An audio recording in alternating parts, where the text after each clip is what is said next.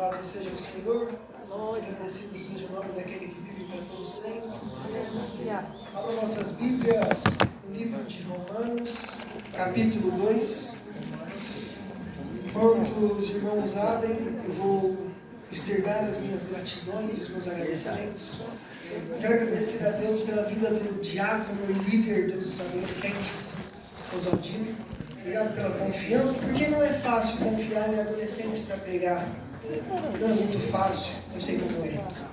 Quero agradecer também a vida do pastor, porque se o Oswaldino me chamou é porque o pastor liberou. Trago a paz dos meus pastores, pastor Adriano Lobato e Rocha Lobato.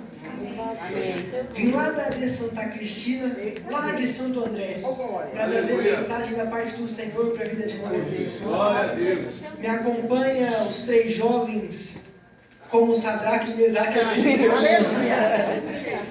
O Richard, o Iago e o Henrique. Quando eu falei da agenda, eles falaram, oxe, eu vou. E vou de terno, viu? Atrás deles estão os meus pais, a Daiane e o David. E a menina é Lívia, é minha irmã. Ela se acha muito bonita, mas eu não acho muito não. Louvado seja o Senhor. A menorzinha está escondida ali atrás da minha mãe, é a Isabelle. A Isabelle é cheia de unção, né? Bagunça que só. Louvado seja o Senhor. Romanos 12, 1 ao 2. Eu vou ler e logo em seguida, se possível for... Aí, já colocaram. Eu vou ler e logo em seguida a igreja lê na contagem, para que não fique igual a Torre de Babel, cada um lê uma parte. Diz assim o texto. Rogo-vos, pois, irmãos, pela compaixão, em outras traduções, pela misericórdia de Deus, que apresenteis os vossos corpos em sacrifício vivo, santo e agradável a Deus, que é o vosso culto racional. E não vos conformeis com este mundo, mas transformai-vos pela renovação do vosso entendimento, para que experimenteis qual seja a boa, agradável, perfeita vontade de Deus. No 3 a igreja lê, e depois se assenta dando glória a Deus, gritando aleluia, fazendo o máximo possível para chamar a atenção daquele que vive. 1, 2, 3.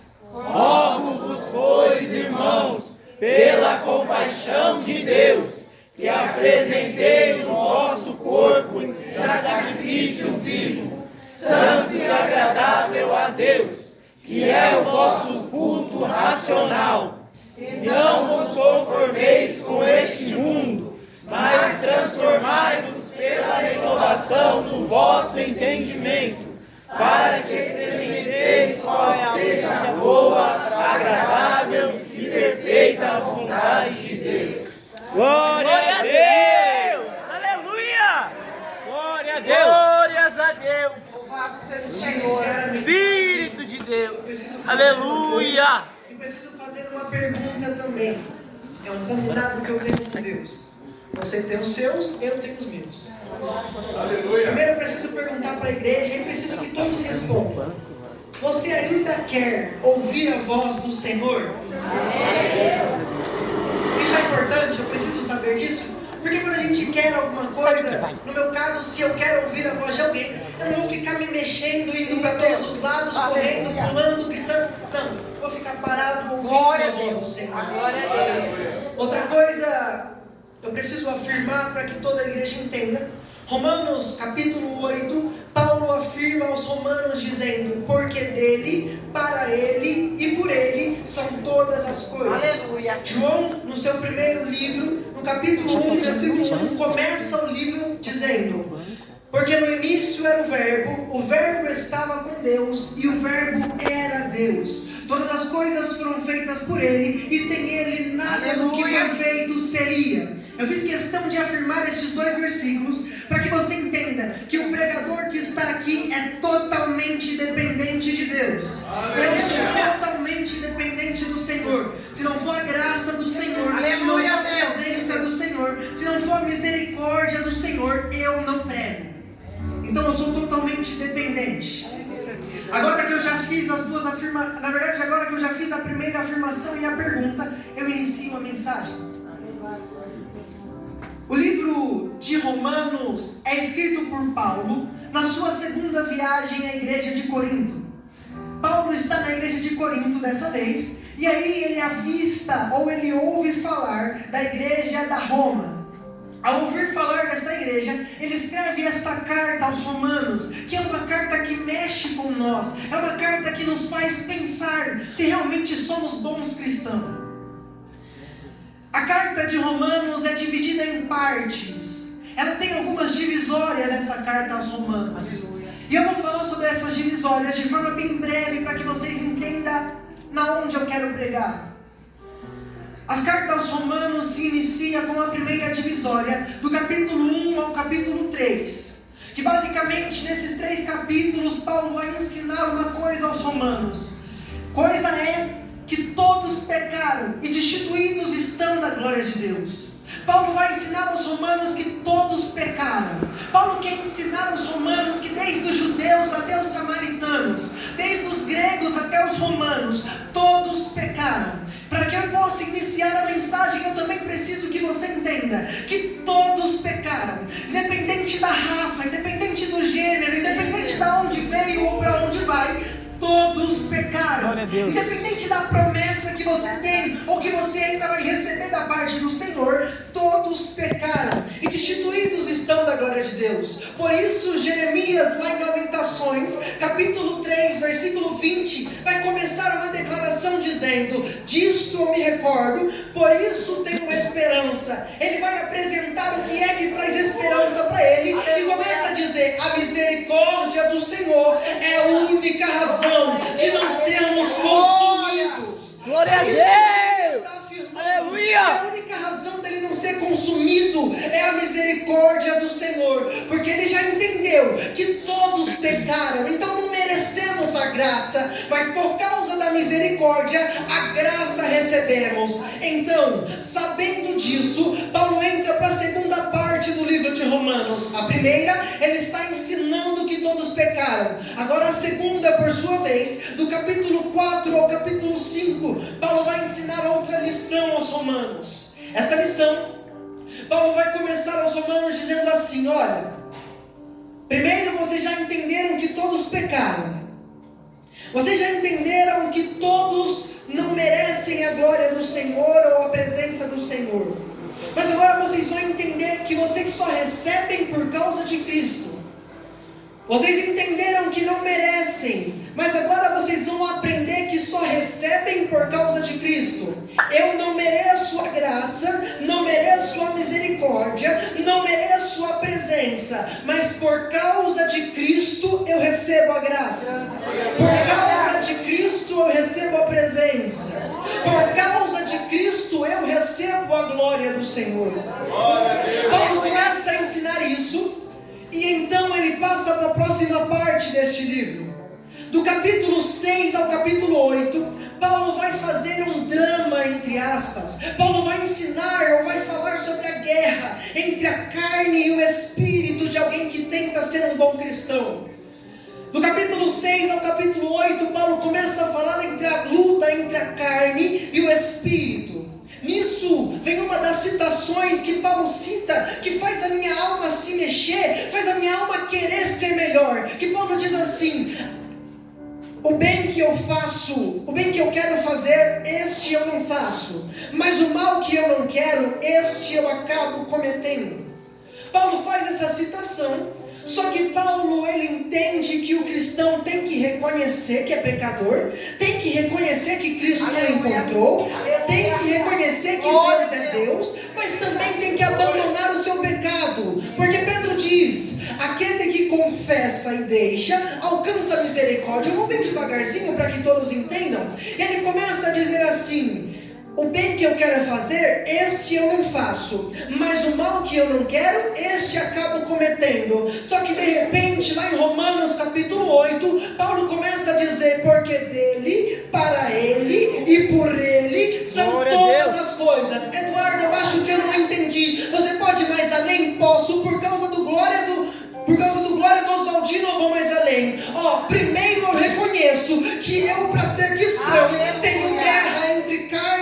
espírito.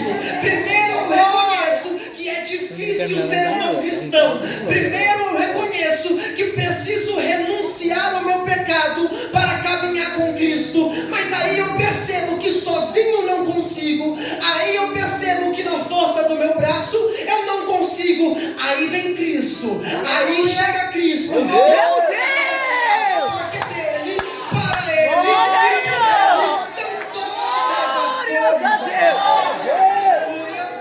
Aleluia! Glórias a Deus! Do capítulo 6 ao capítulo 8, Paulo reconhece a sua humanidade e reconhece que Deus é Deus. Aleluia. Do capítulo 9 ao capítulo 11, vemos a história de Israel. Olha aí, Jesus. No capítulo 9, Paulo fala do passado de Israel. No capítulo 10, Paulo fala do presente que eles estão vivendo naquele período. E no capítulo 11, Paulo fala do futuro de Israel, o que eles ainda vão viver. Não somos Israel, então eu prefiro nem passar por essa parte. Vamos direto para o capítulo 12. A partir do capítulo 12, Paulo já afirmou que todos pecaram. No capítulo 1 ao 3, Paulo já afirmou que só somos salvos pela graça de Jesus. No capítulo 4 ao 5, Paulo já reconheceu que não merece, mas também reconheceu que Deus faz ele receber. Do capítulo 6 ao capítulo 8, agora chegamos no capítulo 12 e ele quer ensinar outra coisa. Primeiro, todos que ouviram a pregação ou leram a carta de Paulo aos Romanos já entenderam como o evangelho funciona. Aleluia. Somos totalmente dependentes de Cristo e ponto. Agora Paulo vai ensinar a função do cristão, que é o versículo a qual acabamos de ler. Rogo-vos, pois, irmãos, que entreguem vossos corpos como sacrifício vivo, santo e agradável, que é o vosso culto racional. Aqui eu preciso entrar no desenvolvimento e preciso trabalhar a mensagem com esta última parte do versículo, a parte C, que é o vosso culto racional. Paulo faz questão de enfatizar a importância de um culto racional na igreja de Roma. Paulo faz questão de enfatizar a importância de um culto racional. E agora a gente traz para os dias atuais e começa a pensar nas nossas vidas. Existem dois tipos de culto: o culto racional e o culto emocional. Olha O aí. culto emocional é um culto de momento. Agora eu estou adorando. Agora eu estou glorificando. Agora eu estou rodando e marchando. Agora eu estou usando a minha língua para edificar o meu irmão. Paulo diz que as línguas edificam. Agora eu estou usando a minha língua para dar glória a Deus. Mas só agora, porque a partir de amanhã eu já esqueci do culto, da palavra, da ministração, do louvor. O culto emocional funciona assim: agora eu glorifico, agora eu sou santo, mas segunda-feira eu estou na escola esquecendo do que é importante. Mas segunda-feira eu estou no trabalho já vivendo a coisa que Deus não mandou eu viver. Esse é o culto emocional, é culto de período. Das 7 às 10 é o momento que eu sou santo, mas depois das 10 eu já esqueço da palavra e volto para os meus atos que Deus não quer que eu cometa. Só que existe um culto que não depende de período. O culto emocional depende daquele período, ou melhor, depende também das pessoas que estão ao meu redor. Mas existe um culto racional que, independente do período, independente do ambiente, independente de quem está ao meu redor, eu vou levantar as minhas mãos e bendizer aquele que merece louvor. Glória a Deus! Ou melhor, enquanto tem pessoas emocionais que só adoram em momentos específicos, eu creio que aqui em Mauá, na Assembleia de Deus, ainda tem pessoas que entregam um culto racional, que adoram independente das circunstâncias. Aleluia! Levanta as Glória a mãos. Deus! Aleluia! Glórias a Deus! Aleluia!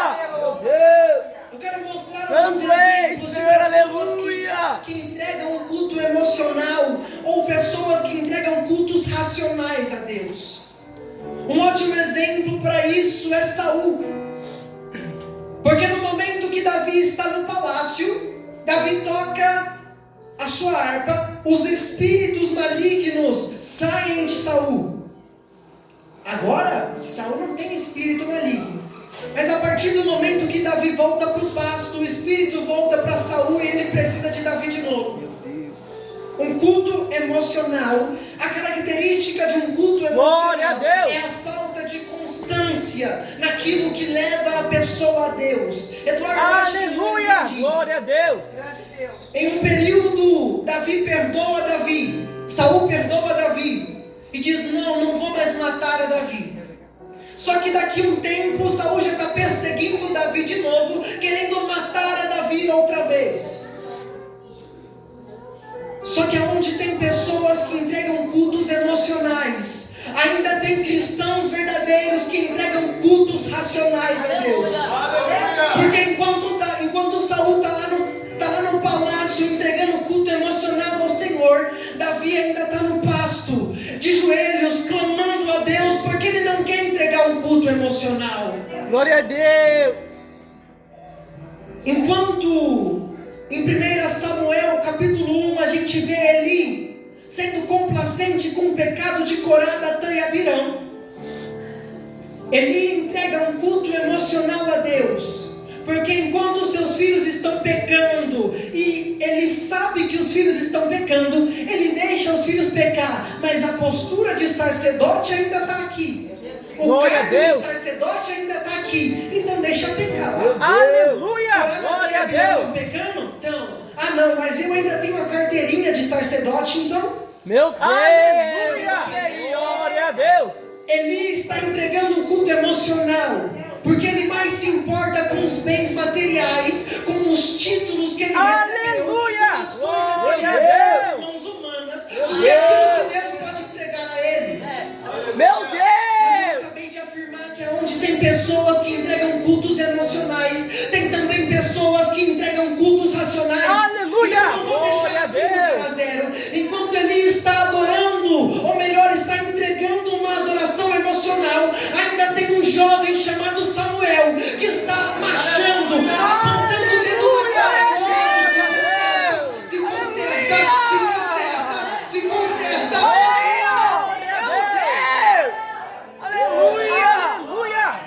E aqui eu preciso passar atenção. Culto emocional e racional não depende de idade. Meu Deus! Porque enquanto o mais velho está entregando um culto emocional, o adolescente está entregando um culto racional a Deus. Olha aí, Jesus! Só que também pode ser vice-versa. Um dos melhores exemplos para cultos emocionais e racionais é 1 Reis capítulo 17, 18 e 19. Elias. No capítulo 17 apresenta Elias como Elias o Tisbita, 17:1, dos moradores de Gileade. Elias é chamado de o Tisbita, porque o significado da palavra Tisbita, na verdade, é chamado de Tisbita porque ele veio de Tisbe, mas a palavra Tisbita tem um significado do grego, e o significado é aquele que é quadrado ou não se molda. Meu Deus! Meu Deus! Elias é chamado para um propósito em um ambiente de apostasia da fé. Enquanto os israelitas estão adorando a Baal, Deus ainda levanta Elias.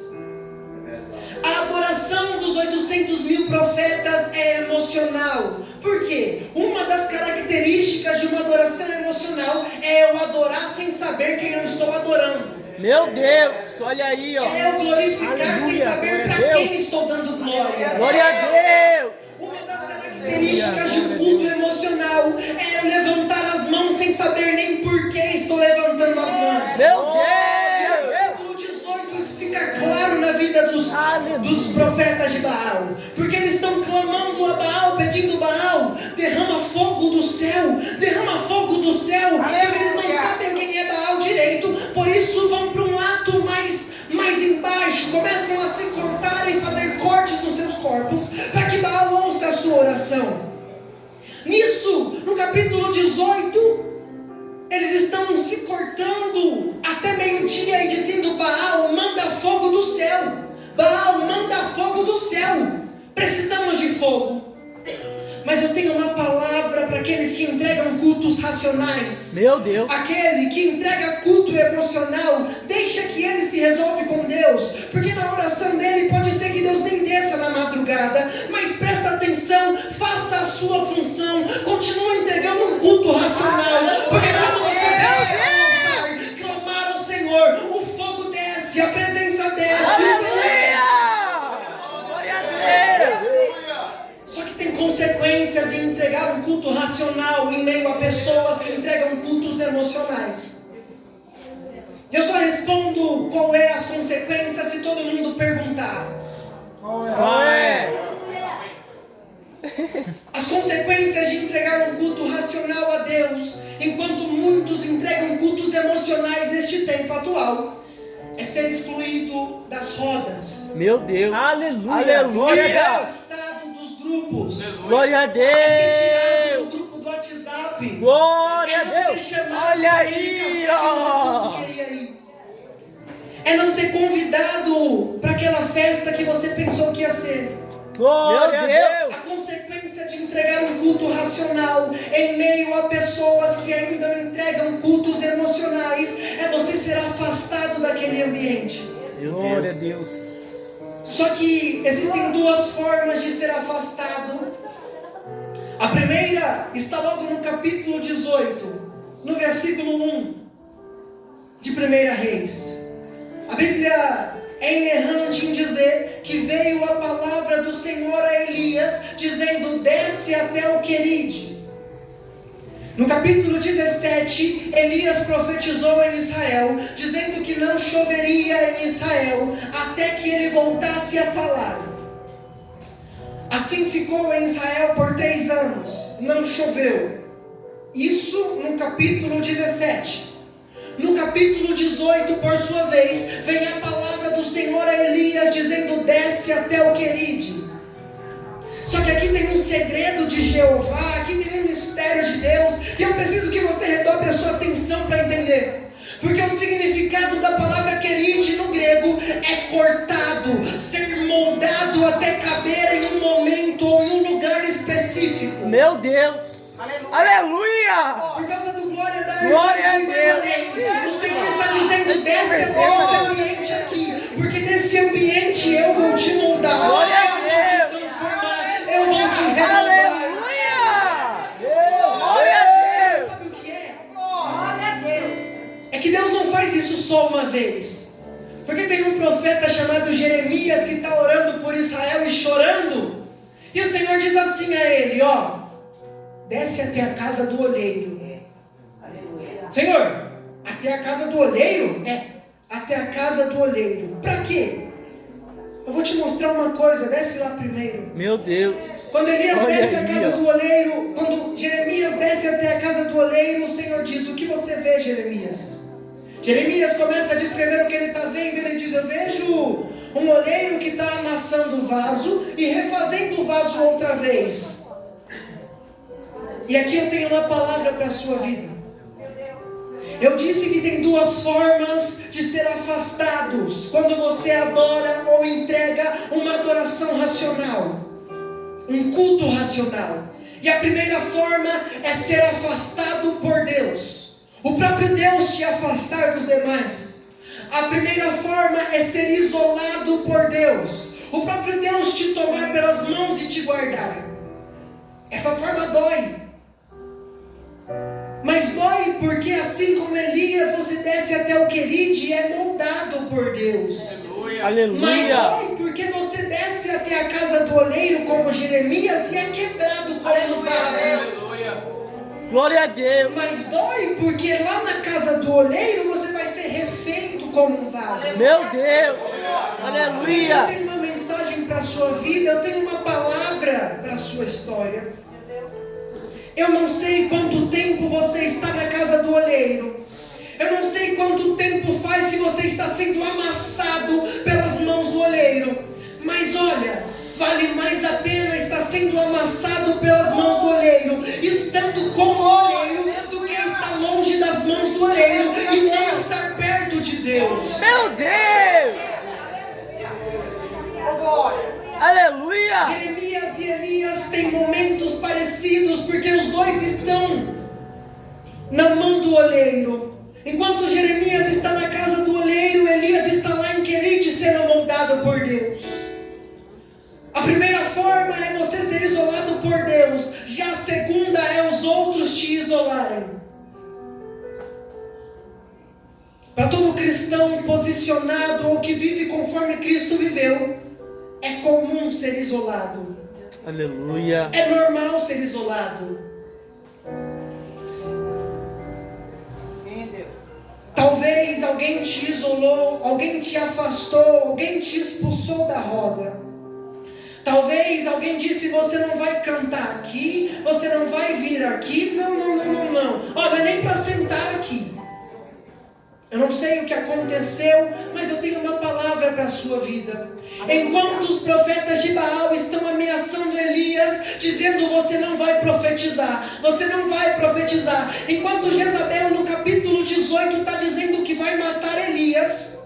Enquanto Jezabel está dizendo que vai arrancar a cabeça de Elias.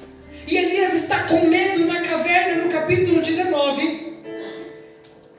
Existe uma palavra que traz vida e ânimo para Elias de novo. Enquanto Jezabel está dizendo: olha, você vai morrer amanhã.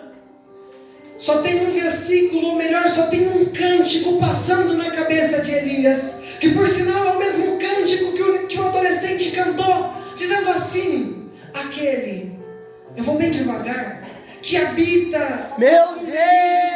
Glória a Deus! Aleluia! Onipotente descansará. Olha aí, Jesus! Aleluia! Deus! Glória a Deus! Refúgio a minha Aleluia! nele confiarei. Por quê? Porque ele me livrará do laço do passarinheiro e da peste perniciosa. Glória a Deus!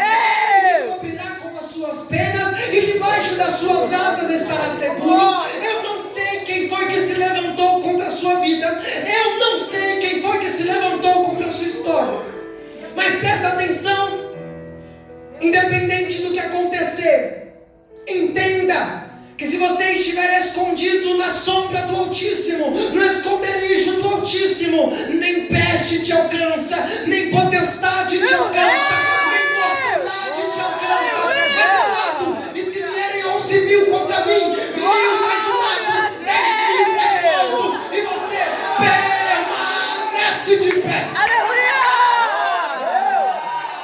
Meu Deus! Glória a Deus! Aleluia! Salmo 124, declara: como pássaros em laços de passarinheiro, éramos assim. Mas eu estou vendo Elias declarando isso lá no deserto, lá na caverna, quando Jezabel está ameaçando matar a ele. Eu estou ouvindo um cântico dizendo: o laço quebrou e nós Meu escapamos. Deus! O laço quebrou e nós escapamos. Olha aí! O laço quebrou e nós escapamos. Se você já porque o laço quebrou e nós escapamos. Essa é a de Deus em Mauá. Presta atenção que eu tenho uma mensagem para você. Enquanto se levantaram para se opor contra a sua história, enquanto se levantaram para se opor contra a sua trajetória, o laço quebrou e você escapou. O laço quebrou e você escapou.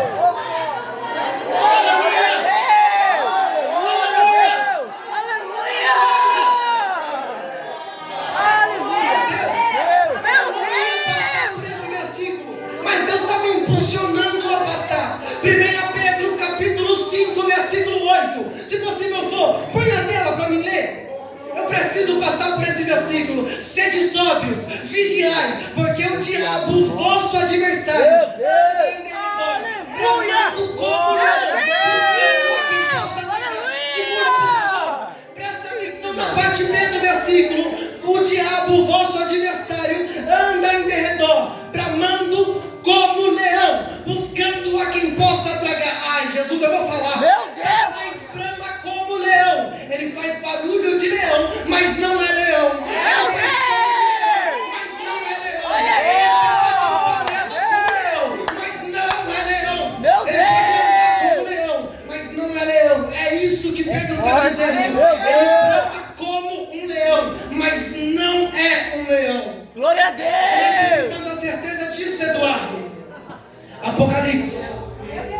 capítulo 5, versículo 3. E eu procurava alguém para abrir o livro e desatar os selos, mas não encontrava ninguém, nem no céu, nem na terra, nem debaixo da terra, que podia abrir o livro, nem olhar para ele. Meu Deus! E eu chorava muito porque ninguém fora achado digno de abrir o livro, nem de ler, nem de olhar para ele. Agora presta atenção no versículo 5. E disse-me um dos anciões: não chores.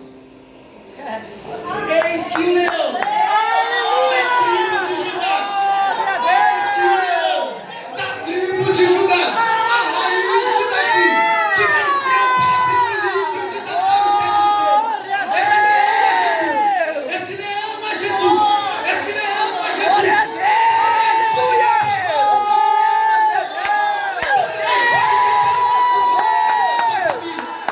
Jesus, o leão da tribo de Judá, já entrou na guerra. Já entrou na guerra. Aleluia! Glória a Deus! Aleluia. Meu Deus! Meu Deus! Meu Deus! Aleluia!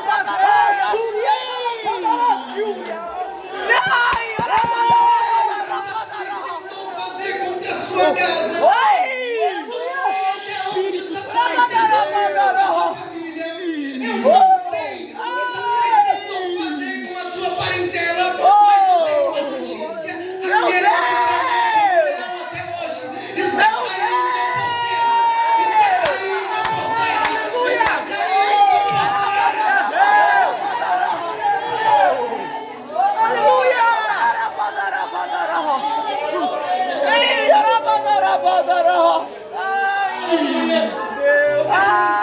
Espírito Santo! Eu preciso encerrar. Aleluia! Glória a Deus! Ai!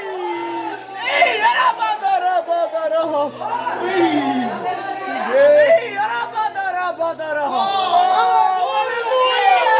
Arabadarabadaros! Ai, arabadarabadaros!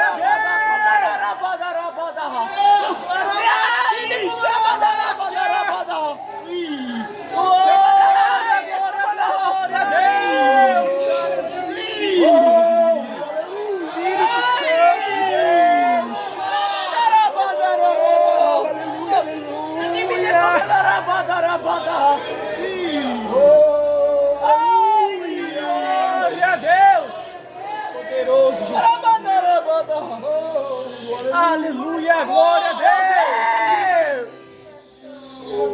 Está profetizando agora. Meu Deus! 6.000 profetas de Baal. Nisso, os 800.000 profetas estão orando no seu capítulo 18, entregando o seu culto emocional a Baal. Elias, por sua vez, começa o seu culto a Deus. Os profetas de Baal terminam, o fogo não cai, e agora Elias começa a cultuar a Deus. Primeiro passo, Elias restaura o altar. Ele limpa o altar. Logo em seguida, Elias pede água para colocar sobre o altar. Ele abre um buraco ao redor do altar e coloca água nesse buraco. Para quem não é espiritual, para quem não entrega culto racional, para quem não permanece na presença, para quem não adora em verdade em espírito, é loucura o que ele está fazendo. Colocar água no altar que ele quer fogo? É loucura. Só que Elias tem uma coisa Elias, por entregar uma adoração racional, tem uma coisa com Deus que os emocionais não têm. Enquanto os emocionais estão dizendo é loucura, enquanto os emocionais estão dizendo meu Deus do céu, está desperdiçando água, já não tem. Elias coloca a primeira jarra. Nisso, os emocionais já começam a dizer, pelo amor de Deus, olha lá, está gastando água que nós não temos há 3 anos para fazer isso aí, ó. Nisso, Elias vem e coloca o segundo. Aí os emocionais já criou até grupo para falar mal de Elias. Ó, você viu Elias? Nisso vem Elias e coloca o terceiro. Aí já estão pagando gente para falar mal de Elias. Olha lá, fala mal dele aí, meu Deus do céu.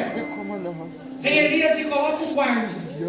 Nisso, ninguém mais está acreditando em Elias, porque para que 4 jarras, né? Mas eu falei que Elias tem um mistério com Deus que os emocionais não têm. Aleluia. Elias coloca o quarto e começa a orar. Na oração, começa a subir fumaça. Fumaça. Glória a Deus. Água com fogo, dá fumaça. Elias começa a orar e começa a subir uma fumaça para o céu. Quem estava falando mal já começa a orar e fala, oxe, parece que está dando certo. Vamos embora, já vai. Nisso Elias continua orando. E de repente aparece aquele versículo. Eu vejo uma pequena nuvem do tamanho da mão de um homem. Glória a Deus. Aleluia. Glória a Deus. Fogo com água da fumaça. Fumaça quando sobe vira nuvem. Elias está dizendo, eu vejo uma pequena nuvem. Na verdade, alguém no meio da multidão vai se levantar e dizer, eu estou vendo uma pequena nuvem do tamanho da mão de um homem. Aí Elias vai dizer, é o sinal do fogo. Mas também não é o sinal do fogo só não. É do que também? É que a chuva vai descer. É que a chuva vai descer. O mistério que Elias tinha com Deus fez o fogo cair. Deus ser proclamado em Israel outra vez. E a chuva descer. Aquilo que faltava no ambiente, por causa da sua intimidade com Deus, vai ser restituído. Aquilo que não tinha mais no ambiente, por causa da sua intimidade, o seu vai ser restituído. Aleluia. Glória a Deus. Elias entrega um culto racional e por isso existem consequências. Só que você entende que tem consequências boas e ruins? Eu falei que ele foi isolado, mas também falei que o posicionamento dele trouxe de volta o nome de Deus para Israel. Trouxe de volta a chuva para Israel. Glória a Deus. Aleluia. O posicionamento tem consequências. Aleluia. O viver de forma racional para Deus tem consequências. Olha aí, E aqui eu começo a encerrar. Eu já saí, ou melhor, já andei muito pela Bíblia. Fomos para Davi e Saul, agora estamos em Elias e os profetas de Baal. Vamos voltar para o texto, Romanos 12:1. O texto, Paulo está dizendo, entreguem um sacrifício vivo. E aqui eu começo a encerrar. Meu Deus. Eu tinha muitas coisas para dizer, mas eu só vou entregar aquilo que o Senhor mandou eu entregar agora. Aleluia. Sacrifício vivo só existe 2 na Bíblia. O primeiro é Isaac. Isaac está sendo levado lá para um monte, porque vai ser entregue vivo para Deus. Meu Deus. Olha aí, ó. Só que então chega no monte, prepara um altar, prepara a lenha, prepara o fogo, põe Isaac. Quando ele levanta o cutelo para matar Isaac e entregar como sacrifício vivo, desce um anjo do Senhor. Aleluia. Desce um anjo do Senhor e diz: Meu Deus. eis aí o cordeiro. Olha aí, Eis ó. o cordeiro. Meu Deus. Uma coisa para dizer. Sabe o que Isaac estava vivendo? Era a maquete do Calvário. Meu Deus. Olha aí, Jesus. Era para o homem morrer. Mas em vez do homem morrer, quem morre é o cordeiro. Aleluia. Era para o homem morrer. Aleluia. Mas em vez do homem morrer, Glória a quem morre é o Deus. cordeiro. Aleluia. E esse cordeiro, vocês já sabem quem é. É Jesus Aleluia. Cristo de Nazaré.